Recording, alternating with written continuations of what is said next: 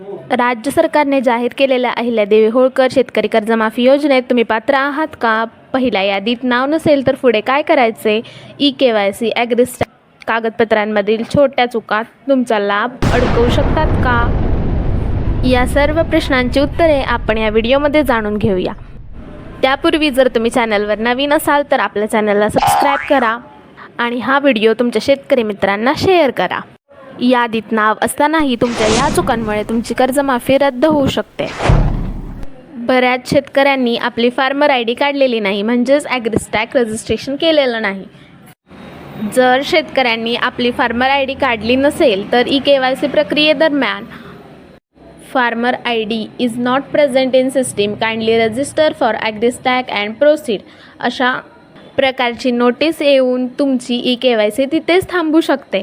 त्यामुळे जर farmer ID काढली नसेल तर लवकरात लवकर फार्मर ID काढा आणि त्यानंतर तुमची ई-KYC प्रक्रिया पूर्ण करा. आता प्रश्न पडतो की फार्मर ID नक्की कशी काढायची? तुमच्या जवळच्या CSC सेंटरमध्ये जाऊन तुम्ही तुमची फार्मर ID काढून घेऊ शकता. CSC सेंटरमध्ये काढलेला फार्मर ID हा तुमच्या बँकेत किंवा सोसायटीत जेथून तुम्ही कर्ज घेतलं आहे तिथे तुम्ही जाऊन जमा करायचा आहे. त्यानंतर तुमची ई-KYCची प्रक्रिया परत सुरू होईल.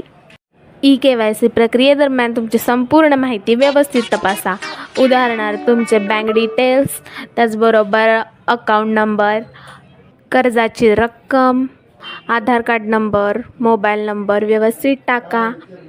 जर तुमची संपूर्ण माहिती बरोबर असेल तरच ई-KYC प्रक्रिया पूर्ण करा, नाहीतर तक्रार नोंदवा आणि तुमच्या माहितीमध्ये दुरुस्ती करून घ्या.